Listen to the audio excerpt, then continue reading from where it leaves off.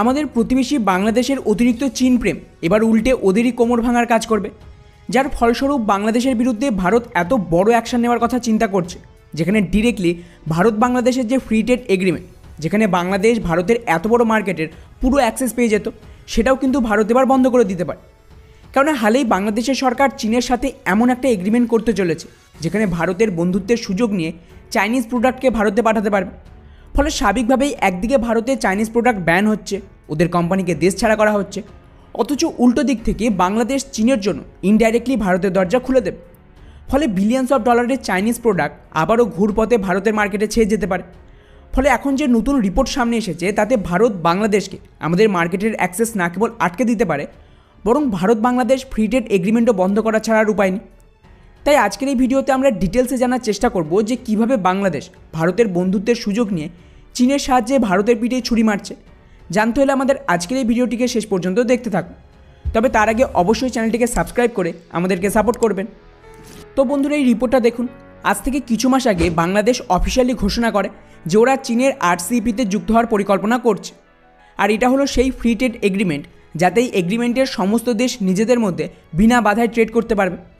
আর এটা শুনে হয়তো খুব ভালো লাগছে যে একসাথে এতগুলো দেশের অ্যাক্সেস পাবে বাংলাদেশ, কিন্তু না, অ্যাকচুয়ালি এখানে সবচেয়ে সস্তায় চীনের প্রোডাক্ট তৈরি হয়, আর চীনের ভেতরে ওরা বাকি দেশের প্রোডাক্ট সেভাবে ছাড় দেয়।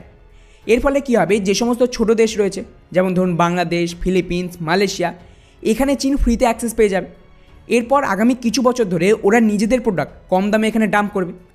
এর সুবিধা হলো চাইনিজ সস্তার প্রোডাক্টের সাথে এই সমস্ত দেশের লোকাল মার্কেট কোনোভাবেই প্রতিযোগিতা করতে পারবে না, এবং আগামী কিছু বছরে এমন অবস্থা হবে যে ওদের লোকাল প্রোডাক্ট মার্কেট থেকে সম্পূর্ণ মুছে যাবে, এবং তারপর চীনের প্রোডাক্ট একছত্র গোটা দেশে ছড়িয়ে পড়বে।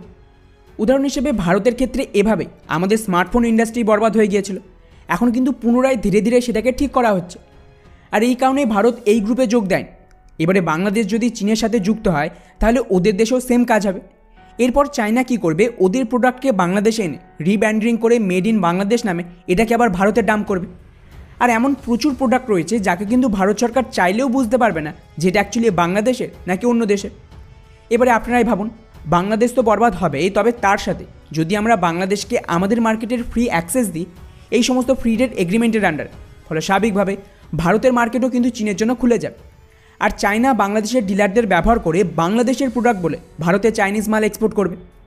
আর বন্ধুরা, এটাকে নিয়ে এই নতুন রিপোর্ট সামনে এসেছে, যেখানে ভারত এখন বাংলাদেশের সাথে ফ্রি ট্রেড এগ্রিমেন্ট থামিয়ে দেবে, আর এর উপরে আবার নতুন করে দুই দেশের মধ্যে নেগোসিয়েশন শুরু করবে। আর আগে যেখানে বাংলাদেশের সমস্ত সেক্টরে ভারত ছাড় দিয়েছিল, সেটাও কিন্তু তুলে নিতে পারে, যার ধরুন লস কার হবে, একমাত্র বাংলাদেশে। ভারতের এত বড় মার্কেট, যেখানে অন্য দেশ চান্স পাচ্ছে না, সেখানে ওরা চীনের চক্করে এত বড় সুযোগ হারাতে বসেছে।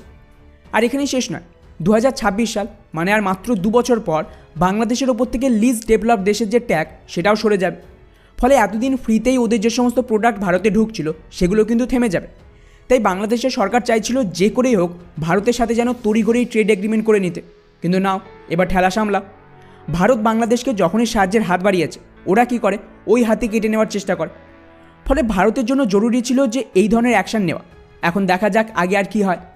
বাকি পুরো বিষয়টিকে নিয়ে আপনাদের কি মনে হয়, যে ভারতের কি বাংলাদেশের সাথে এই ফ্রি ট্রেড এগ্রিমেন্টে কিছু রেস্ট্রিকশন লাগানো উচিত? নিচে অবশ্যই কমেন্ট করে জানাবেন। জয় হিন্দ।